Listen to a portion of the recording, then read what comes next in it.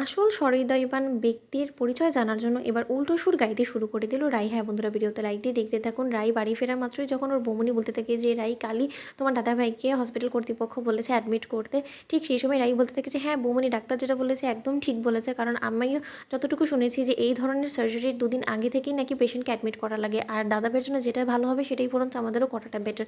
ওদিকে রাইয়ের বৌমনি বলতে থাকে যে রাই এতদিনে তোমার সদ্বুদ্ধি হয়েছে সেটা দেখে খুব ভালো লাগছে। রাই বলতে থাকে যে বৌমনি আমি কোনোদিনও দাদাভাইয়ের খারাপ চাইনি, আসলে তোমাদের নজরটা এরকম হয়ে গিয়েছে যে তোমরা সবসময় সব কিছুতে আমাকেই খারাপ ভেবে নাও। ওদিকে কথা বলা মাত্র রাইয়ের মা বলতে থাকে যে যাক ঠিক আছে, না হয় সকলে মিলে এখন ঠাকুরের কাছে এতটুকুই প্রার্থনা করো যে দুদিন বাদে যে সার্জারিটা হতে চলেছে সেই সার্জারিটা যাতে সাকসেসফুলি হয়ে যায় আর তোমার দাদাভাই যাতে আরও একবার স্বাভাবিক জীবনে ফিরে আসতে পারে। ওদিকে রাই বলতে থাকে যে হ্যাঁ মা, একবার শুধু ওই হসপিটালে যাই না, তারপরে সেই আসল সহৃদয়বান ব্যক্তির পরিচয়টা আমি না জানা অবধি তো কোনো মতে আমি শান্ত হয়ে বসবো না। ওদিকে স্রোত বলতে থাকে যে দিদি ভাই কোনো খোঁজ পেলি? ওদিকে রাই বলতে থাকে যে না, আগে একবার হসপিটালে দাদাভাইকে অ্যাডমিট করি, তারপরে তো অনায়াসেই জানা যাবে যে সেই আসল সহৃদয় ব্যক্তির পরিচয়টা কী আর কার কথায় সেই ডাক্তারটা এতটা বেশি উদারতা দেখাচ্ছে আমার দাদাভাইয়ের প্রতি।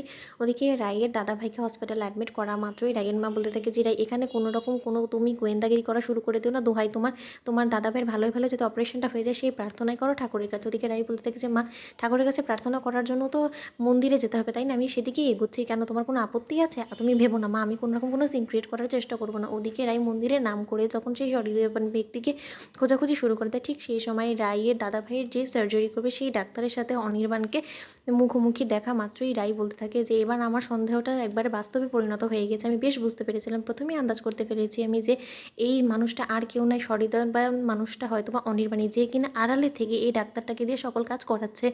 ওদিকে অনির্বাণ যখন সেই ডাক্তারটাকে বলতে থাকে যে দেখুন আমি যে এই সার্জারির গোটা খরচটা বহন করছি, এটা যাতে কোনো মতেই তার পরিবারের লোকেরা না জানতে পারে আর কোনোদিনও যাতে আপনার মুখে না আসে। ওদিকে যখন সেই ডাক্তারটা এই কথাটা শুনে ওখান থেকে চলে যায়, ঠিক সেই সময় পেছন ঘোরা মাত্র রাইয়ের সাথে হঠাৎ করে মুখোমুখি হয়ে যায় অনির্বাণের। আর রাই বলতে থাকে যে কত কিছু করে আর লুকোবে বলো তো, নিজের ইমেজটাকে ঠিক করার জন্য এবার তুমি আমার দাদাভাইকে অবধি ছাড়লে না অনির্বাণ? কী দরকার ছিল বলো তো তোমার এই সহানুভূতি দেখানোর জন্য আমার দাদাভাইয়ের প্রতি?